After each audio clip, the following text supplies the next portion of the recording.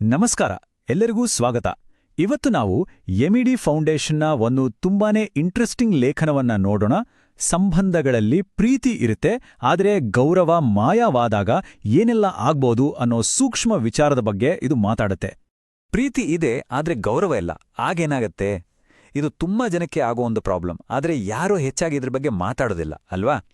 ಈ ಲೇಖನ ಇದೇ ಸೈಲೆಂಟ್ ಪ್ರಾಬ್ಲಮ್ ಬಗ್ಗೆ ಮಾತಾಡುತ್ತೆ. ಪ್ರೀತಿ ಇದ್ದು ಗೌರವ ಇಲ್ದಿದ್ರೆ ಸಂಬಂಧದ ಮೇಲೆ ಅದರ ಪರಿಣಾಮ ಹೇಗಿರುತ್ತೆ ಅಂತ ಇಲ್ಲಿ ವಿವರಿಸಿದ್ದಾರೆ. ಸರಿ, ಹಾಗಾದ್ರೆ ಈ ಲೇಖನದ ಪಯಣ ಹೇಗಿದೆ ಅಂತ ನೋಡೋಣ. ಮೊದಲು ಈ ಮೌನ ಸಂದಿಗ್ಧತೆ ಅಂದ್ರೆ ಏನು ಅಂತ ಅರ್ಥ ಮಾಡ್ಕೋತೀವಿ. ಆಮೇಲೆ ಗೌರವ ಯಾಕಷ್ಟು ಮುಖ್ಯ ಅನ್ನೋದನ್ನ ನೋಡ್ತೀವಿ. ಅದು ನಿಧಾನವಾಗಿ ಹೇಗೆ ಮಾಯವಾಗುತ್ತೆ, ಮತ್ತೆ ಅದನ್ನ ಒಳಗಿನಿಂದಲೇ ಹೇಗೆ ಪುನರ್ನಿರ್ಮಿಸೋದು, ಮತ್ತು ಕೊನೆಗೆ ಇದರಿಂದ ಸಿಗುವ ವೈಯಕ್ತಿಕ ಶಾಂತಿ ಏನು ಅನ್ನೋದ್ರ ಬಗ್ಗೆ ಮಾತಾಡೋಣ. ಈ ಲೇಖನ ಒಂದು ತುಂಬಾನೇ ನಿರ್ದಿಷ್ಟವಾದ ಸನ್ನಿವೇಶದ ಬಗ್ಗೆ ಗಮನ ಹರಿಸುತ್ತೆ. ಅಂದ್ರೆ ಒಂದು ಸಂಬಂಧಕ್ಕೆ ನಾವು ಬದ್ಧರಾಗಿರ್ತೀವಿ, ಆದರೆ ಕಾಲ ಕಳೆದಂತೆ ಆ ಸಂಬಂಧದಲ್ಲಿ ಗೌರವ ನಿಧಾನವಾಗಿ ಕಡಿಮೆ ಆಗ್ತಾ ಹೋಗಿರುತ್ತೆ.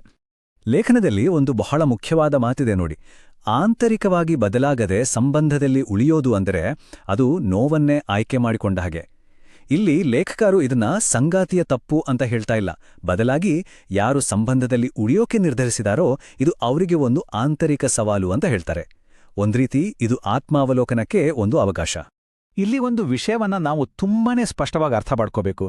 ಈ ಲೇಖನ ಯಾವುದೇ ರೀತಿಯಲ್ಲಿ ಒಂದು ಕೆಟ್ಟ ಅಥವಾ ಅಸುರಕ್ಷಿತ ಸಂಬಂಧದಲ್ಲಿ ಉಳಿದುಕೊಳ್ಳಿ ಅಂತ ಹೇಳಿಲ್ಲ. ಇದು ಕೇವಲ ಬದ್ಧತೆ ಇರುವ ಆದರೆ ಗೌರವದ ಕೊರತೆ ಇರುವ ಸಂಬಂಧಗಳಿಗೆ ಮಾತ್ರ ಅನ್ವಯಿಸುತ್ತೆ. ಮುಂದಿನ ಪ್ರಶ್ನೆ, ಈ ಗೌರವ ಅನ್ನೋ ಭಾವನೆ ಯಾಕೆ ಇಷ್ಟು ಮುಖ್ಯ? ಇದು ಬರೀ ಒಂದು ಫೀಲಿಂಗ್ ಅಷ್ಟೇನಾ? ಖಂಡಿತ ಇಲ್ಲ. ಸಂಬಂಧದ ಮತ್ತು ವ್ಯಕ್ತಿಯ ಮಾನಸಿಕ ಆರೋಗ್ಯಕ್ಕೆ ಇದು ಅಡಿಪಾಯದ ಹಾಗೆ ಅಂತ ಲೇಖನ ಹೇಳುತ್ತೆ. ಲೇಖಕರು ಇಲ್ಲಿ ಒಂದು ಅದ್ಭುತವಾದ ರೂಪಕವನ್ನು ಬಳಸ್ತಾರೆ. ಗೌರವವನ್ನ ಪುರುಷರಿಗೆ ಸಂಬಂಧದಲ್ಲಿ ಸುರಕ್ಷಿತವಾಗಿ ಮೌಲ್ಯಯುತವಾಗಿ ಇರಲು ಬೇಕಾದ ಆಮ್ಲಜನಕ ಅಂತ ಕರೀತಾರೆ. ಅಂದ್ರೆ ಆಕ್ಸಿಜನ್ ಇಲ್ಲದೆ ಹೇಗೆ ಬದುಕೋಕ್ಕಾಗಲ್ವೋ ಹಾಗೆ ಗೌರವ ಇಲ್ದಿದ್ರೆ ಪ್ರೀತಿ ಕೂಡ ಟೊಳ್ಳಾಗಿ ಕಾಣಿಸುತ್ತೆ. ಸಂಗಾತಿಯು ತನ್ನ ಗುರುತನ್ನೇ ಕಳೆದುಕೊಳ್ತಿರೋ ಹಾಗೆ ಅನಿಸ್ಬೋದು.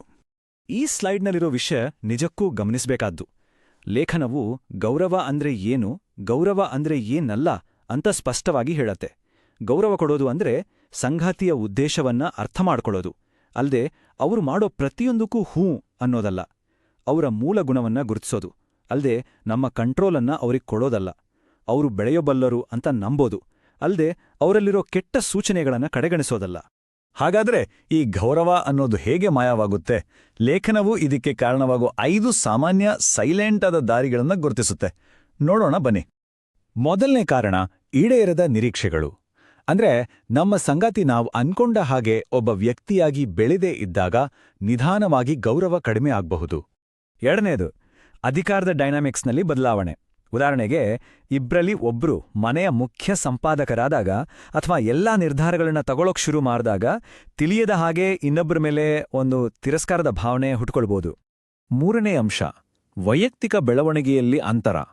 ಒಬ್ಬ ವ್ಯಕ್ತಿ ತಾನು ತನ್ನ ಸಂಗಾತಿಗಿಂತ ಬೌದ್ಧಿಕವಾಗಿ ಅಥವಾ ಭಾವನಾತ್ಮಕವಾಗಿ ಬೇಗ ಬೆಳೀತಿದ್ದೀನಿ ಅಂತ ಅಂದುಕೊಂಡಾಗ ಒಂದು ಗ್ಯಾಪ್ ಶುರುವಾಗುತ್ತೆ.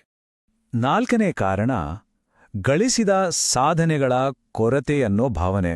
ಅಂದ್ರೆ ನಮ್ಮ ಸಂಗಾತಿ ನಮ್ಮ ಗೌರವವನ್ನ ಗಳಿಸೋಕೆ ಬೇಕಾದಷ್ಟು ದೊಡ್ಡ ಸಾಧನೆಗಳನ್ನ ಮಾಡಿಲ್ಲ ಅನ್ನೋದು ಗ್ರಹಿಕೆ. ಮತ್ತು ಕೊನೆಯದಾಗಿ 5ನೇ ಕಾರಣ ಸಂಬಂಧದಲ್ಲಿನ ಪಾತ್ರ ಬದಲಾಗೋದು. ಅಂದ್ರೆ ಒಬ್ಬ ಸಂಗಾತಿ ಇನ್ನೊಬ್ಬರಿಗೆ ಪೋಷಕರ ಹಾಗೆ ಅಥವಾ ಒಬ್ಬ ಟೀಕಾಕಾರರ ಹಾಗೆ ವರ್ತಿಸೋಕೆ ಶುರು ಮಾಡಿದಾಗ ಅಲ್ಲಿ ಸಮಾನತೆ ಅನ್ನೋದೇ ಇರೋದಿಲ್ಲ.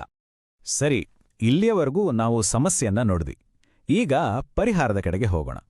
ಲೇಖನವು ಗೌರವವನ್ನ ಪುನರ್ನಿರ್ಮಿಸೋಕೆ ಕೆಲವು ಪ್ರಾಕ್ಟಿಕಲ್ ಸ್ಟೆಪ್ಸ್ಗಳನ್ನ ಹೇಳುತ್ತೆ. ಇದರಲ್ಲಿ ಮೊದಲನೇ ಮತ್ತು ಅತಿ ಮುಖ್ಯವಾದ ಹೆಜ್ಜೆ ಅಂದ್ರೆ ಸಂತೋಷದ ಕಳ್ಳ ಅಂತ ಕರೆಯಲ್ಪಡುವ ಹೋಲಿಕೆಯನ್ನ ನಿಲ್ಸೋದು.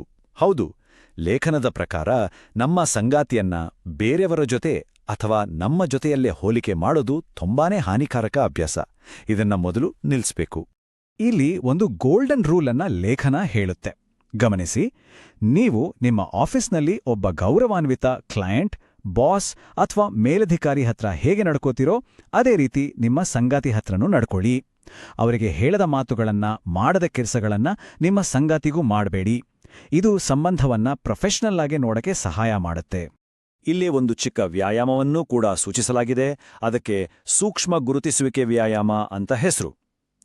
7 ದಿನಗಳ ಕಾಲ ಪ್ರತಿದಿನ ನಿಮ್ಮ ಸಂಗಾತಿ ಕಾಳಜಿಯಿಂದ ಅಥವಾ ಸಾಮರ್ಥ್ಯದಿಂದ ಮಾಡೋ ಒಂದೇ ಒಂದು ಸಣ್ಣ ವಿಷಯವನ್ನು ಗುರುತಿಸಿ. ಆಮೇಲೆ ಆ ಮೆಚ್ಚುಗೆಯನ್ನ ಗಟ್ಟಿಯಾಗಿ ಸರಳವಾಗಿ ಹೇಳಿ, ಯಾವುದೇ ಹೋಲಿಕೆಗಳು ಅಥವಾ ಕಂಡೀಷನ್ಗಳು ಇಲ್ಲದೆ. ಹಾಗಾದ್ರೆ ಈ ಎಲ್ಲಾ ಪ್ರಯತ್ನದಿಂದ ಯಾರಿಗೆ ಲಾಭ? ಇದು ನಿಜಕ್ಕೂ ಲೇಖನದ ಒಂದು ಮುಖ್ಯವಾದ ಅಂಶವನ್ನ ತೋರಿಸುತ್ತೆ.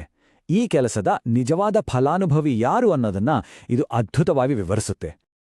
ಲೇಖನ ಹೇಳೋ ಪ್ರಕಾರ ಗೌರವವನ್ನ ಪುನರ್ನಿರ್ಮಿಸೋದು ಅಂದ್ರೆ ಅದು ನಮ್ಮ ಸಂಗಾತಿಯನ್ನ ಬದಲಾಯಿಸೋ ಪ್ರಯತ್ನ ಅಲ್ಲ. ಬದಲಾಗಿ ಇದು ನಮ್ಮ ಸ್ವಂತ ಸಂತೋಷ ಮತ್ತು ನೆಮ್ಮದಿಗಾಗಿ. ಇದರಿಂದ ನಮ್ಮ ಭಾವನಾತ್ಮಕ ಹೊರೆ ಕಡಿಮೆಯಾಗುತ್ತೆ, ಮನಸ್ಸಿಗೆ ಶಾಂತಿ ಸಿಗುತ್ತೆ, ನಮ್ಮ ಆಂತರಿಕ ಮತ್ತು ಬಾಹ್ಯ ಪ್ರಪಂಚ ಒಂದಕ್ಕೊಂದು ಹೊಂದಿಕೊಳ್ಳುತ್ತೆ. ಈ ವಿಶ್ಲೇಷಣೆಯ ಕೊನೆಯಲ್ಲಿ ಲೇಖನದ ಒಂದು ಅದ್ಭುತವಾದ ಪ್ರಶ್ನೆಯನ್ನ ನಿಮ್ಮುಂದೆ ಇಟ್ಟಾಯ್ತೀವಿ. ಇವತ್ತು ನೀವು ನಿಮ್ಮ ಸಂಗಾತಿಯ ಮೇಲೆ ಇಡೋ ನಂಬಿಕೆ, ನಾಳೆ ಅವರು ಹೇಗಿರಬೇಕು ಅನ್ನೋ ವ್ಯಕ್ತಿಯನ್ನ ರೂಪಿಸಿದ್ರೆ ಯೋಚಿಸಿ ನೋಡಿ. ಅಂದ್ರೆ ಗೌರವ ಅನ್ನೋದು ಕೇವಲ ಒಂದು ಪ್ರತಿಕ್ರಿಯೆ ಅಲ್ಲ, ಅದು ಒಂದು ಸೃಜನಾಶೀಲ ಶಕ್ತಿ ಕೂಡ ಆಡಿರ್ಬೋದು ಅಲ್ವಾ?